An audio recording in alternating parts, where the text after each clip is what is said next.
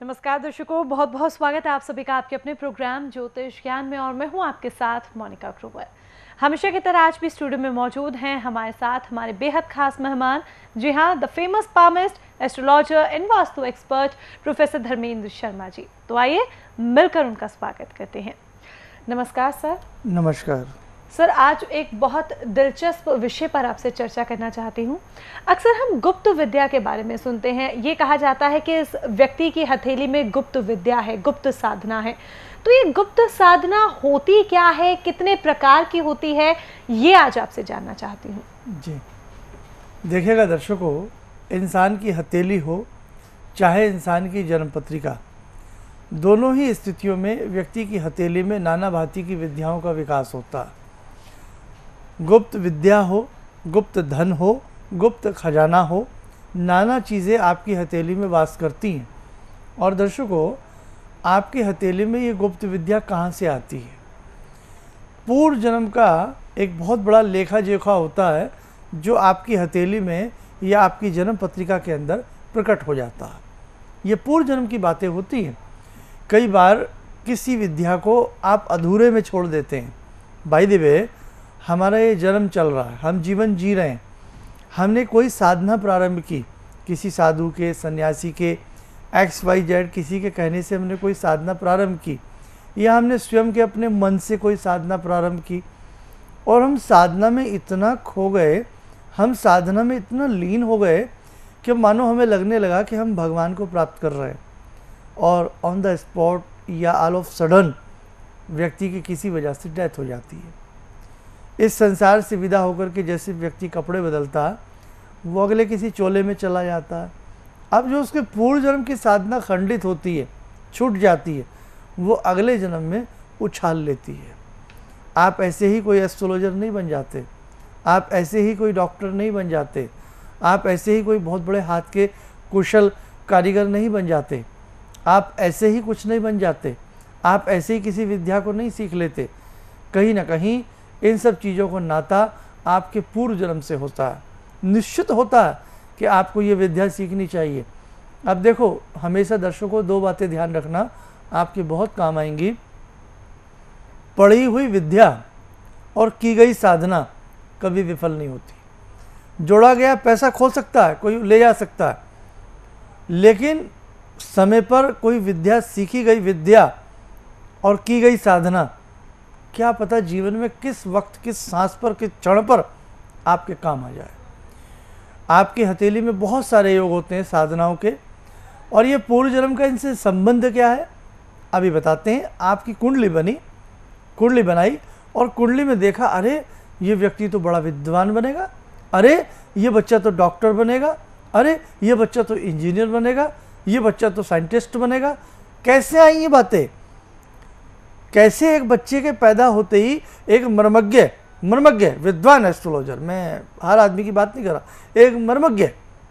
एक मर्मज्ञ एस्ट्रोलॉजर ने, एक मर्मज्ञ विद्वान व्यक्ति ने उस कुंडली को पढ़ते ही पहचान लिया कि ये बालक बड़ा होकर के ये बनेगा। कोई चोर, कोई डाकू, कोई सिपाही, और कोई डॉक्टर, कोई इंजीनियर, तो कोई वकील। कैसे साहब? कहीं ना कहीं पूर्व जन्म का संबंध उस प्राणी का है, उन चीज़ों से है। कई बार बच्चा छोटा सा होता है, कई बार देखा ना, बच्चा छोटा सा बच्चा खिलौनों से खेलता है, कई बार छोटा सा बच्चा खिलौनों को तोड़ेगा, जोड़ेगा, माँ बाप हंसने लगते हैं, भाई ये तो मैकेनिक बनेगा, ये अभी से ऐसी बातें करता है। कई बार बच्चा बड़ी बचपन से विद्वंता की बातें करता है, कई बार बच्चा बचपन से ही बड़ी वो बातें करता है कि आपको लगता है ये शायद ऐसा बनेगा, और ऐसा हो भी जाता है। इसलिए दर्शकों, पूर्व जन्म का संबंध आपकी हथेली में वास करती हुई साधनाओं से होता है। पूर्व जन्म का संबंध आपकी जन्म पत्रिका में विद्यमान ग्रहों से होता है। आज हम इस चीज़ को और फिल्टर करेंगे और आपको डिटेल में समझाएंगे। आज का सब्जेक्ट भले ही कर्ज मुक्ति का ना हो, विवाह के बंधन का ना हो, लेकिन आज का सब्जेक्ट सुनने वाला है। जी बिल्कुल, बहुत ही दिलचस्प आज का विषय है और बहुत सारी महत्वपूर्ण जानकारियां आज आपको दी जाएंगी। कुछ ऐसी जानकारियां जो आपको सुनने में बेहद रोचक लगेंगी और आपका मन करेगा कि इनके बारे में जितना जाना जाए उतना कम है। आइए कार्यक्रम को आगे बढ़ाते हैं। सर, हम बात कर रहे थे गुप्त साधना के बारे में। आपने कहा हमारे प्रारब्ध के जो कर्म होते हैं वो हमारे साथ चलते हैं।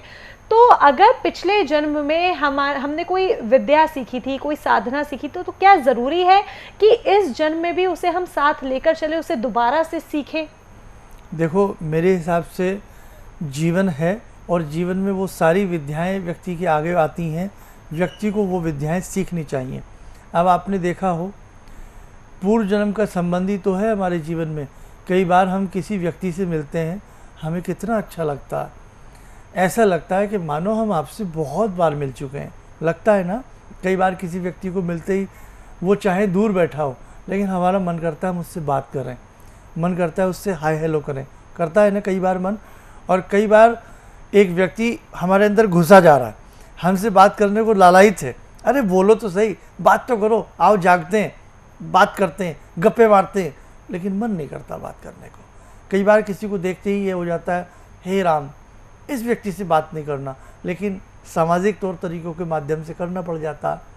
तो ऐसे ही कई बार किसी स्थान पर आप जाते हैं, चाहे वो कोई भी पर्यटक स्थल हो, धार्मिक स्थल हो, कैसा भी स्थल हो, कई बार आप वहाँ गए नहीं हो लेकिन आपको लगता है मैं शायद यहाँ आया हूँ, मैंने शायद ये जगह देखी है, शायद यहाँ पर ऐसा हो सकता है, शायद नीचे उतर के कुआं हो, और आप हैरान हो जाते हैं, अरे बाप रे, ये तो वास्तव में यहाँ पे कुआं है, यहाँ कभी तालाब हुआ करता था शायद। तो लोग कहते हैं हाँ होता था। तो ऐसा क्यों? क्योंकि ये आत्मा अमर है, ये मरती नहीं है। हम जन्म लेते रहते हैं पीढ़ी दर पीढ़ी। तो कहीं ना कहीं आज हम कुछ स्थान घूमने जाते हैं, कहीं जाते हैं, संसार से विदा हो जाते हैं। हो सकता है जब किसी और रूप में पैदा हों, किसी कुल में पैदा हों, किसी घर में पैदा हों, किसी भी रूप में पैदा हों, कीट पतंग के रूप में पैदा हों, पशु के रूप में पैदा हों, नर के रूप में पैदा हों, हम फिर वहाँ चले जाएं। तो इसीलिए दर्शकों, पूर्व जन्म की सुप्त पड़ी जिज्ञासाएं हमें इस जन्म में पूर्ण कर लेनी चाहिए। आपने देखा है जब व्यक्ति का अंत समय आता है तो डॉक्टर भी ये कह देते हैं इनकी इच्छाओं को पूर्ण कर दीजिएगा। बड़ा बड़ा साधु सन्यासी कह देता है अब इनकी इच्छाओं को पूर्ण कर दीजिएगा, ये इच्छाएं लेकर के संसार से ना जाएं, है ना। एक जब व्यक्ति को दाह संस्कार किया जाता है, चिता को मुखाग्नि दी जाती है, तो एक कपाल क्रिया की जाती है। व्यक्ति का जो पीछे से ये ब्रह्मरंध्र होता है, इसमें जो भी प्राणी दाग लगाता है तो वो पीछे से बांस की ठोकर मारता है, वो कपाल क्रिया की जाती है। इसके एक विशेष प्रकार के मायने होते हैं, मैंने आपको पहले भी बताए थे जी। तो बिल्कुल दर्शकों, और इससे जुड़ी हम आपको बहुत सारी जानकारियां देंगे। आज जब विषय इतना रोचक है तो जानकारियां भी उतनी ही रोचक हैं। गुप्त साधना करने से लाभ क्या होता है, इसके बारे में भी ज़रूर आपको बताएंगे, लेकिन उससे पहले वक्त यहाँ पर एक छोटे से ब्रेक का हो गया है, फ़ौरन लौटते हैं। मेरी बहुत दिन से दिली इच्छा थी कि आप जैसे कोई मुझे धर्मात्मा पर महापुरुष मिलें और मैं वहाँ जाके जुड़ के और देश समाज से के लिए कुछ कर पाऊँ। कई चीज़ें हैं समाज में, समाज सेवा में भी मन में वो शांति नहीं मिली। जैसे आप समझ सकते हैं कि बहुत सारी गड़बड़ियाँ भी रहती हैं। आज का अनुभव यही है कि मुझे आस लगता है कहीं सही रास्ता मिल गया है, सही मंजिल मिल गई है। जो मैं करना चाहती थी शायद अब मैं कर पाऊँगी। मैं बहुत दिनों से तलाश में था कि कोई ऐसा मंच मिले या कोई ऐसे मुझे गुरु मिले जो कि मेरे को आध्यात्म क्षेत्र में आगे ले जाने का प्रयास करे। तो अपने गुरुदेव को उसमें दिखा तो मैं डायरी से भी नोट करते गया कौन सी समस्या कैसे सॉल्व होगी, कौन सी समस्या क्या होगी। तो मैं इसके पहले भी कई जगह रहा हूँ, लोग मेरे पूछते थे हमारा ये प्रॉब्लम है कैसे करना है, वो प्रॉब्लम है कैसे करना है। तो बहुत कुछ चीज़ें ऐसे मतलब संतोष में खोजने का प्रयास करता हूँ कि वो मुझे मिले, और जो भी मिला है उनसे बहुत कुछ मुझे सीखने को। ब्रेक के बाद आप सभी का एक बार फिर से बहुत बहुत स्वागत है हमारे बेहद खास कार्यक्रम ज्योतिष ज्ञान में। दर्शकों, आज हम बात कर रहे हैं गुप्त विद्या के बारे में। जिस तरह से शर्मा जी ने भी बताया कि कहीं ना कहीं प्रारब्ध के कर्म, प्रारब्ध की जो साधना है वो हमारे साथ इस जन्म में भी चलती है, और इसलिए बहुत ज़रूरी हो जाता है कि हम अपनी जन्म पत्रिका बनवाएं। ज़रूरी नहीं कि सिर्फ विवाह के लिए या धन प्राप्ति के लिए या जीवन का अगर कोई कष्ट है उसके निवारण के लिए ही जन्म पत्रिका बनवाई जाए। कई बार आपकी जन्म पत्रिका कई मायनों में आपके काम आ सकती है। ऐसे में आप संस्थान से अपनी शुद्ध वैदिक जन्म पत्रिका प्राप्त करें, जो शुद्ध गणित के आधार पर बनाई जाती है, वैदिक विधि से बनाई जाती है। बहुत लाभ आपको होगा। और खासियत एक और आपको बताते हैं, जब आपकी जन्म पत्रिका बनती है तो उसमें स्पेशली एक चैप्टर रुद्राक्ष का भी डाला जाता है, क्योंकि इस कार्यक्रम के माध्यम से रुद्राक्ष की महिमा के बारे में भी हम आपको कई बार बताते हैं। तो बहुत कुछ आपको अपनी शुद्ध वैदिक जन्म पत्रिका के माध्यम से पता लगेगा। अगर आपके पास डिटेल्स नहीं है तो ऐसे में अपनी हस्तरेखाओं का सहारा लें और अपनी हस्तरेखाओं के माध्यम से अपने जीवन को सुधारने का प्रयास करें, क्योंकि बहुत मुश्किलों से हमें से मनुष्य शरीर की प्राप्ति होती है। जितना इसे संवार सकते हैं उतना संवारें। नंबर्स आपके सामने है, सुबह 10 से शाम 6 बजे के बीच में आप कांटेक्ट कर लीजिएगा। सर, हम बात कर रहे हैं गुप्त साधना को लेकर। कई बार होता है, हम देखते हैं एक व्यक्ति है वो मंत्र वेत्ता बनना चाहता है या कोई बहुत बड़ा जादूगर बनना चाहता है। अब वो व्यक्ति वो कर भी लेता है, वो चीज़ प्राप्त भी कर लेता है, लेकिन क्या इस तरह की दुर्गम साधनाएं सीखकर, इस विद्या को प्राप्त कर हम समाज का भला कर सकते हैं? बिल्कुल, बहुत अच्छा सवाल आपने यहाँ सभी के लिए मुझसे पूछा है।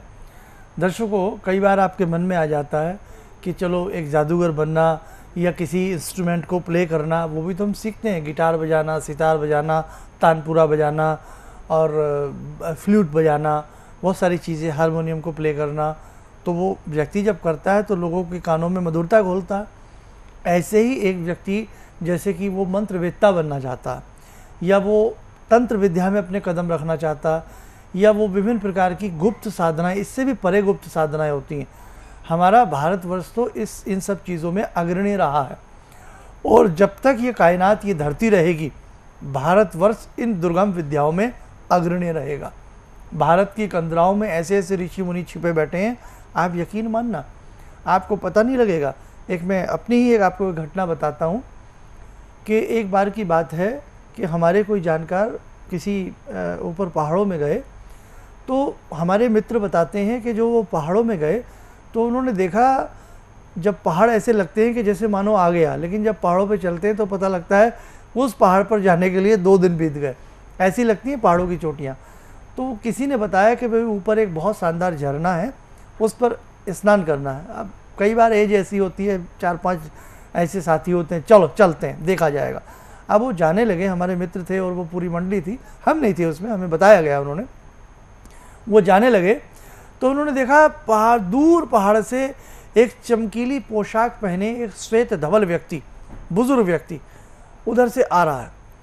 अब वो देख रहे हैं, उन्होंने अपने दोस्तों से भी कहा देखो कुछ तुमको दिखता है? बोले भाई हमें कुछ नहीं दिख रहा, तुम्हें ये बादल बादल हैं, तुम्हें शायद भ्रम हो रहा हो।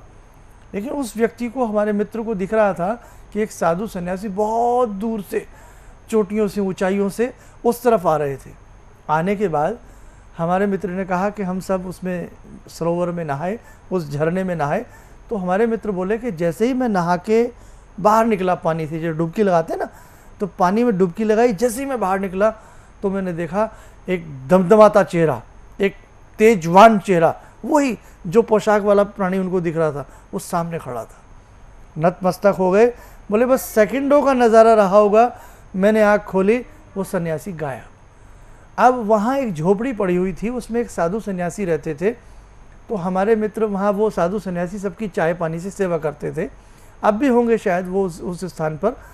तो वो वहाँ गए तो उन्होंने कहा, चाय पी रहे थे, तो वो बाबा बोले बेटा क्या सोच रहे हो?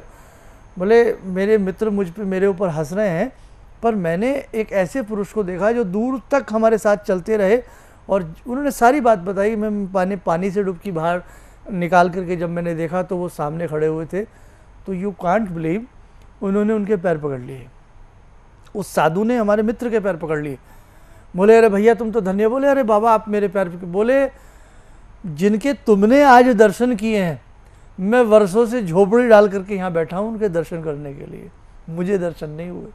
तो मेरे मित्रों, मेरे दर्शकों, कब किस भेष में कोई सन्यासी मिल जाए, कब किस भेष में आपकी साधनाओं को उजागर कोई कर जाए, वक्त का नहीं पता होता। ये जीवन मिला है कुछ पाने के लिए, ये जीवन मिला है कुछ सीखने के लिए, लेकिन इसमें अलग अलग विद्याएं हैं। मंत्र विद्या थोड़ी हार्ड होती है, तंत्र विद्या उससे हार्ड होती है, सम्मोहन विद्या, त्राटक विद्या, बहुत सारी विद्याएं भारतवर्ष के अंदर हैं, लेकिन अलग अलग इनके सबके तरीके होते हैं। और खैर आप चिंता ना करें, हमारी बहुत सारी ऐसी आने वाले समय में किताबें, बहुत सारी चीज़ें आपको मुहैया होंगी और बस हमारा आज का ध्येय था इस सब्जेक्ट को बताना। अगर आपके अंदर कोई लालसा कि आपको कुछ बनना, अभी मोनिका ने एक बहुत शानदार सवाल किया, क्या ऐसी विद्याएं सीख के हम समाज का कल्याण कर सकते हैं? क्यों नहीं कर सकते। आपने देखा होगा आज भी गांव में देहात में किसी को बिच्छू काट ले, सांप काट ले, मंत्र पढ़ते हैं और बिच्छू का काटे को कुछ नहीं होता, ठीक हो जाता। किसी को जॉन्डिक हो जाता है, पीलिया हो जाता है, मंत्र पढ़ते हैं, पीलिया दूर हो जाता है। साइंस भी हैरान हो जाती है, अरे भैया क्या हुआ। कई बार जैपनीज हमारे ऊपर हंसते थे कि ये पानी में क्या फूंक मारते हैं ये लोग, और पानी पीने के बाद रोगी कई बार ठीक हो जाता है। जब उन्होंने उस पड़े हुए अभिमंत्रित जल का आयतन देखा तो उसका आयतन उनको चमत्कार दिखाई दिया। आप आम जल का आयतन देखो और गंगा जल का आयतन देखो, आपको पता लग जाए। दोस्तों को जिस प्रकार से साधनाओं की बात चली, उसमें कर्ण पिशाचनी की साधनाएं, अप्सराओं की साधनाएं, विभिन्न प्रकार की चीज़ों की साधनाएं होती हैं, लेकिन कोई भी साधना बिना गुरु के निर्देशन के नहीं की जाती।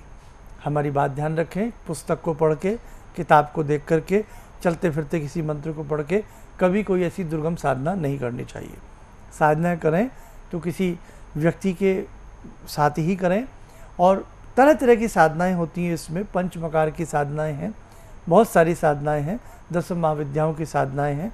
सोच समझ करके जो भी साधना आपको अच्छी लगे, भविष्य में जीवन है, भगवान ने दिया है तो कुछ ना कुछ नया कर लेना चाहिए। और जैसे कि हम 114 मुखी रुद्राक्ष की बात करते हैं, 114 मुखी रुद्राक्ष पहन करके अगर आप किसी विशेष साधना को करते हैं, दुर्गम लाभ मिलता है। मैं मानता हूँ महंगा होता है, देखो आम रुद्राक्ष नहीं होता है, क्योंकि इसमें बहुत सारे रुद्राक्ष होते हैं, इसलिए महंगा हो जाता है। 114 मुखी रुद्राक्ष पहन करके आप किसी भी विशेष साधना को करते हैं, मंत्र आम अपने दैनिक क्रियाओं को करते हैं, दैनिक जप करते हैं, दैनिक साधना करते हैं, उसमें भी आपका मन प्रफुल्लित रहेगा, आपको अच्छा लाभ मिलेगा। या फिर इसके बाद एक रुद्राक्ष होता है शिव परिवार रुद्राक्ष, इनकी भी महिमा शास्त्रों में बहुत बताई गई है। जी बिल्कुल दर्शकों, रुद्राक्ष की महिमा का तो जितना गुणगान किया जाए उतना कम है, और इन रुद्राक्ष को अगर आप संस्थान से प्राप्त करना चाहते हैं, प्राण प्रतिष्ठित रुद्राक्ष की प्राप्ति आप करना चाहते हैं, तो नंबर्स आपके सामने फ्लैश हो रहे हैं, नंबर्स पर आप कांटेक्ट कर लीजिएगा। और ना सिर्फ प्राण प्रतिष्ठित रुद्राक्ष, बल्कि अगर आप संस्थान से श्री यंत्र की प्राप्ति करना चाहते हैं, अंबिका यंत्र की प्राप्ति करना चाहते हैं, दुर्गा बीसा यंत्र की प्राप्ति करना चाहते हैं, मंगल बीसा यंत्र, सूर्य यंत्र की प्राप्ति करना चाहते हैं, तो नंबर्स आपके सामने फ्लैश हो रहे हैं। इन नंबर्स पर सुबह 10 से शाम 6 बजे के बीच में आप कांटेक्ट कर सकते हैं। अब समय इशारा कर है कि कार्यक्रम को यहाँ पर विराम देना होगा। आपने अपना कीमती समय दिया सर, हमें बहुत बहुत धन्यवाद उसके लिए आपका। नमस्कार। तो दर्शकों, आज हमने बात की गुप्त विद्या के बारे में। हमारे आगामी अंकों में हम ऐसी ही और भी बहुत सारी रोचक जानकारियां आपको देंगे, इसलिए आगामी अंक भी कार्यक्रम के जरूर देखिएगा। रही मार्गदर्शन की बात, तो अगर आप शर्मा जी से मुलाकात करना चाहते हैं तो उसके लिए पर्सनल अपॉइंटमेंट ले लें। कहीं दूर दराज रहते हैं तो ऐसे में आप कॉल अपॉइंटमेंट ले लीजिएगा। संस्थान में संपर्क साधने का समय रहेगा सुबह 10 से शाम 6 बजे के बीच में। चलने की दीजिए इजाजत, नमस्कार।